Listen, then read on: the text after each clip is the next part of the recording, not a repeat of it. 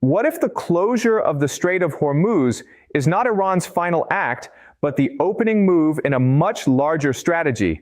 What if the missiles, the attacks on Gulf states, and the renewed American bombing campaign are not separate events, but pieces of one carefully developing endgame? And what if Washington's greatest mistake is believing that military superiority automatically produces political control? Today, we are not simply asking whether the United States and Iran are at war again. We are asking a more dangerous question. What comes next? And who benefits from the chaos that may follow? I am Professor Jiang Xueqin, and in this video, I will explain why the latest escalation around Iran, the Gulf states, and the Strait of Hormuz could reshape the Middle East, global energy markets, and American politics. More importantly, I will make a prediction based on the structure of events unfolding today. The headlines are showing us explosions, but the real story is about leverage. The real story is about who controls escalation, and the real story may not end where Washington expects. According to the reports we are examining, Iran declared the Strait of Hormuz closed after another round of American strikes, while Iranian forces claimed attacks on United States-linked military facilities in Bahrain, Kuwait, Jordan, Qatar, and Oman. The United States, meanwhile, said it had struck hundreds of Iranian military targets, including missile sites, drone infrastructure, naval capabilities, communication networks, ammunition facilities, and coastal surveillance systems. At first glance, this looks like a familiar cycle. Iran attacks, America responds, Iran retaliates, Washington increases the pressure. But that explanation is too simple. The key question is not who fired first in the latest round. The key question is why the confrontation has moved toward the Strait of Hormuz, why Gulf countries are becoming direct targets, and why both sides are now behaving as if the earlier memorandum of understanding has lost all political meaning. Let us begin with the Strait of Hormuz because this is where the military confrontation becomes a global economic confrontation. The strait is narrow, strategically vital, and central to the movement of oil, gas, and commercial shipping from the Gulf. Iran has reportedly said that the waterway will remain closed until American interference in the region ends. Tehran has also insisted that ships use routes approved by Iran, while the United States and Gulf governments reject Iran's claim to control transit or charge fees. This is not merely a disagreement over maritime rules, it is a struggle over authority. Iran is attempting to transform geography into political power. Washington is attempting to transform naval power into freedom of movement. Both sides understand that the strait is more than a shipping lane. It is a pressure point where military action can immediately affect insurance costs, energy prices, financial markets, public confidence, and political stability far beyond the Middle East. For viewers in the United States, Canada, and the United Kingdom, this matters because energy crises do not remain local. Higher shipping risks can affect fuel prices, transportation costs, inflation, manufacturing, food prices, and central bank decisions. Even countries that import limited quantities of Gulf oil are exposed to global pricing. This means that a missile fired near Hormuz can eventually appear in the cost of groceries, airline tickets, heating, and industrial production thousands of miles away. My first prediction is this: Iran will continue treating the Strait of Hormuz not as a permanently closed gate, but as a controlled pressure valve. Total closure for a long period would damage Iran and its remaining commercial partners as well as its enemies. But uncertainty is extremely useful. Iran does not need to stop every ship. It only needs to convince insurers, shipping companies, energy traders, and governments that no route is completely safe. That uncertainty creates leverage. It forces Washington to spend military resources protecting maritime traffic and pressures Gulf governments to distance themselves from American operations. And it keeps global markets focused on Iranian decisions. This is why the language of closure may be more important than the physical reality of closure. Control is not always demonstrated by stopping everything. Sometimes control is demonstrated by deciding who feels safe, who pays more, and who must ask permission. Now, let us examine Iran's attacks across the Gulf. Iranian forces claimed strikes against facilities connected to the United States in Oman, Qatar, Kuwait, Bahrain, and Jordan. Qatar said it intercepted incoming fire and reported injuries caused by falling shrapnel. Kuwait said its defense systems responded to hostile aerial targets. Bahrain activated sirens. Oman and Qatar condemned the attacks and warned that the escalation threatened regional security. This is a major strategic development. Iran is no longer communicating only with Washington. It is communicating with every government that hosts American forces, provides logistical support, allows access to airspace, or participates in the regional military architecture. The message is simple. American protection may also create Iranian exposure. This places Gulf governments in an extremely difficult position. They rely on the United States for defense, intelligence, military equipment, and strategic reassurance. But they also live geographically close to Iran. Washington can project power into the region and leave. Gulf countries cannot leave. They must survive the aftermath. This creates a growing gap between American strategy and Gulf risk. From Washington's perspective, military bases provide reach. From Tehran's perspective, those same bases create a network of targets. From the perspective of Gulf governments, the bases are simultaneously shields and magnets. My second prediction is that Gulf states will publicly condemn Iran while privately increasing diplomatic pressure on Washington to limit further escalation.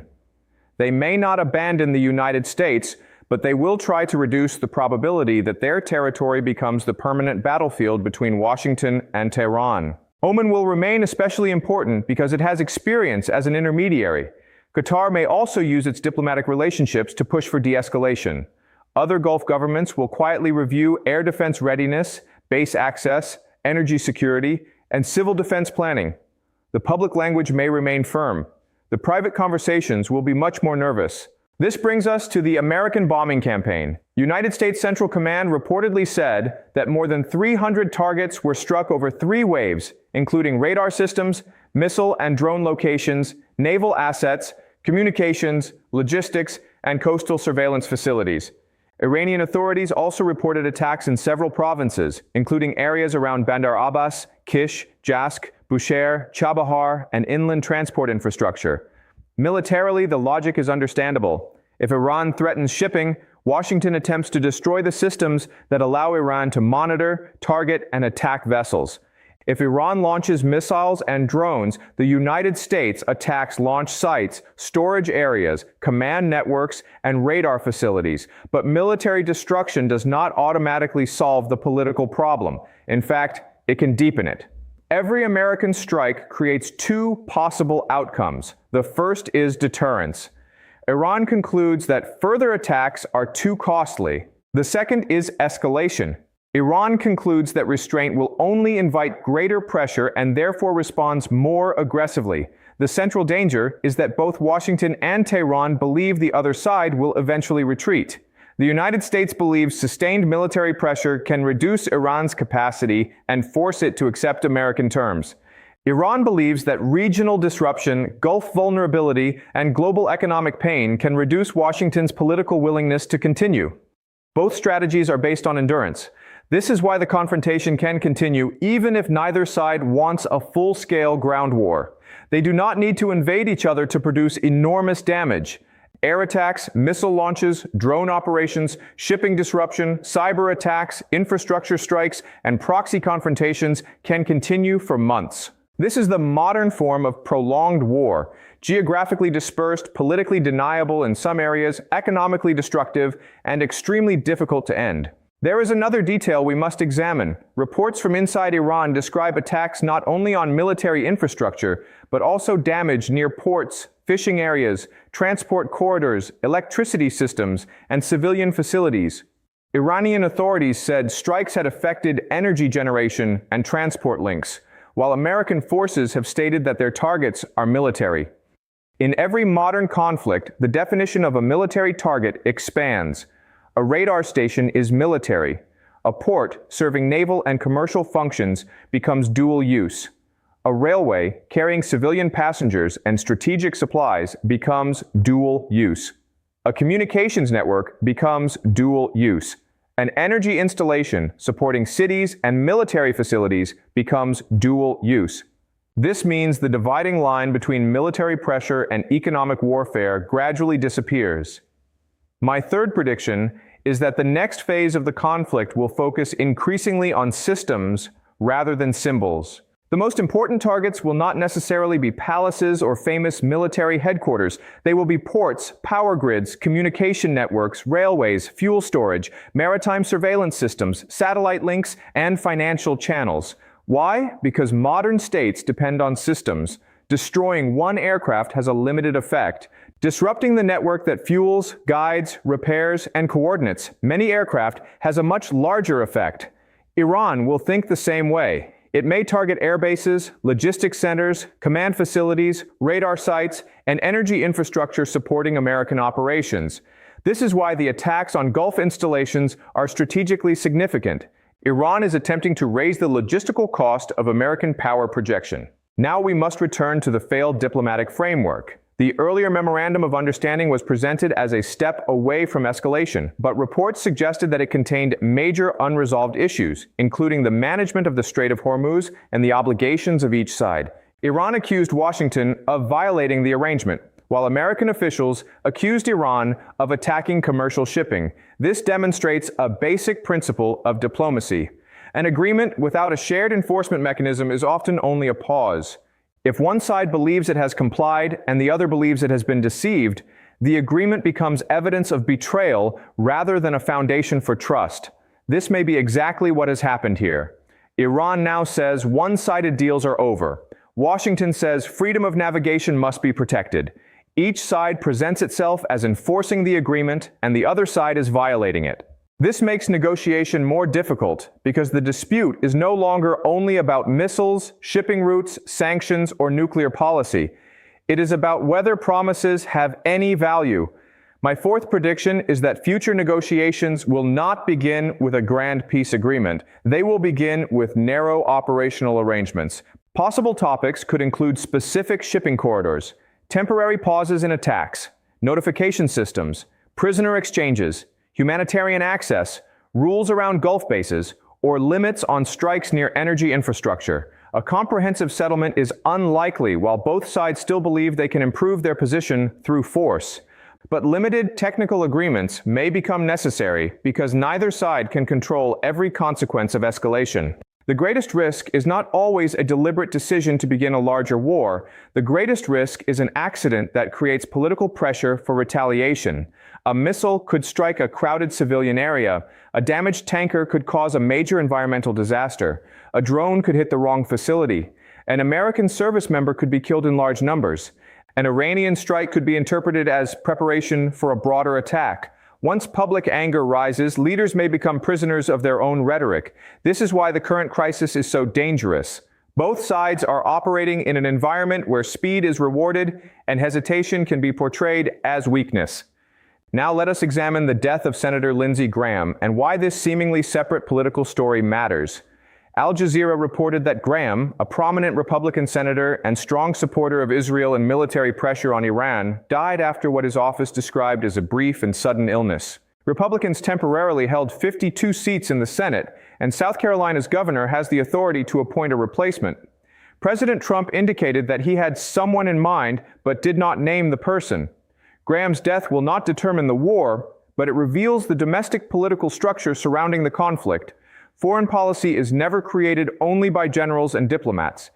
It is shaped by elections, party coalitions, congressional votes, defense funding, media pressure, public opinion, and relationships between political leaders. Graham was one of the most vocal advocates of a hard line toward Iran.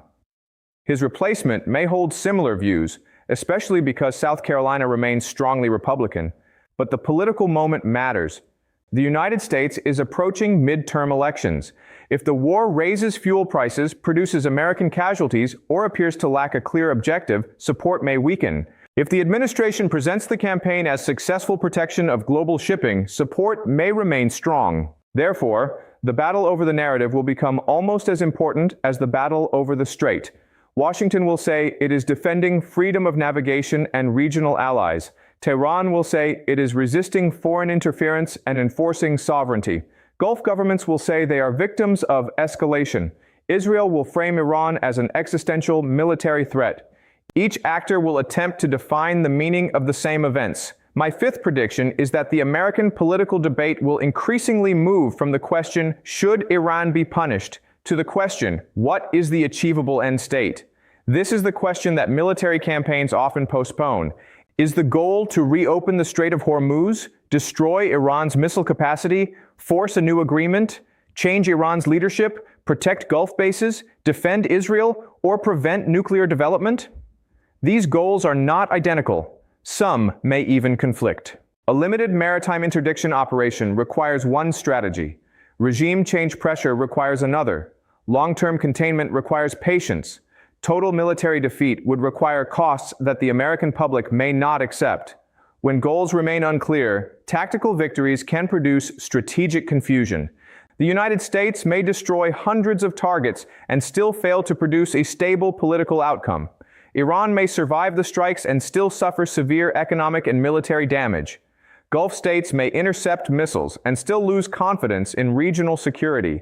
Everyone can claim success while the system becomes more dangerous. So what is the real endgame? I believe there are three possible scenarios. Scenario one is controlled escalation. The United States continues striking Iranian military infrastructure. Iran continues limited attacks on shipping and American-linked facilities. Gulf governments push for mediation. Neither side crosses the threshold that would trigger total war. This is dangerous but manageable, and in the short term, it may be the most likely scenario. Scenario two is regional expansion. A major strike causes large casualties. The United States attacks deeper inside Iran. Iran launches larger waves against Gulf bases, shipping, energy facilities, or Israel. Maritime traffic collapses. Oil prices surge. Regional governments activate emergency measures. This scenario becomes more likely if communication channels fail. Scenario three is coercive negotiation. After both sides demonstrate their ability to inflict pain, Oman or another intermediary develops a narrow ceasefire. The strait partially reopens under a temporary monitoring arrangement. Attacks on Gulf bases stop. American strikes pause. The deeper issues remain unresolved, but the immediate crisis is contained. This would not be peace. It would be strategic exhaustion disguised as diplomacy. My final prediction is this. The Strait of Hormuz crisis will not end with a clear winner. It will end temporarily when the economic and political costs become more dangerous to both sides than compromise. Iran cannot permanently close the strait without harming itself and alienating important partners. The United States cannot permanently bomb its way to predictable control without risking a wider regional war. Gulf states cannot indefinitely host military operations while absorbing retaliation. Therefore, the system will eventually search for an emergency exit. But before that exit appears, the conflict may become more intense. The next days are especially important. Watch for changes in shipping patterns. Watch for insurance restrictions. Watch whether Oman increases diplomatic activity.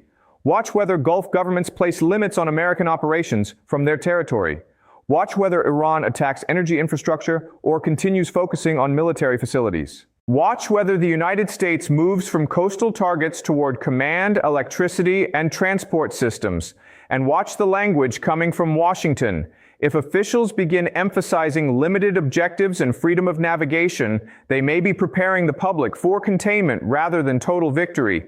If the language shifts toward leadership removal or national surrender, the risk of uncontrolled escalation will rise dramatically. The most important lesson is that power is not the same as control. The United States has overwhelming military capabilities.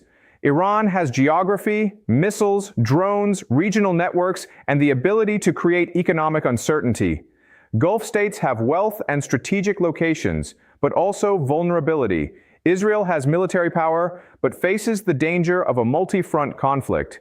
Russia and China may not need to intervene directly to benefit. They can observe the United States spending resources, facing higher energy prices, and managing pressure across several theaters. Their silence should not be confused with irrelevance. Sometimes the most strategic actor is the one that allows its rivals to exhaust themselves. This is why I do not believe the central question is whether America can strike Iran. It clearly can. The central question is whether military force can create the political order Washington wants. History suggests that destroying targets is easier than constructing stable outcomes. Iran may be weakened, but a weakened Iran can still be dangerous. The Gulf may be defended, but defended territory can still become economically unstable. The Strait of Hormuz may be reopened, but reopened shipping lanes can remain vulnerable to the next crisis. This is the paradox of the present moment. Every action designed to restore deterrence may also prepare the next escalation. Every strike intended to create security may create new reasons for retaliation. Every agreement reached under pressure may contain the seeds of its own collapse. And that is why the real endgame is not visible yet. We are watching the contest that will determine it. If you found this analysis valuable, subscribe to Jiang Xueqin Explainer, turn on notifications, and share this video with someone who wants to understand not only what happened, but what may happen next. In the comments, tell me which scenario you believe is most likely: controlled escalation, regional expansion, or coercive negotiation. I read your responses, and your questions often help shape the next analysis. I am Professor Jiang Xueqin. Thank you for watching. Stay informed, and remember, the most important development is often not the explosion everyone can see, but the strategic decision being made quietly behind it.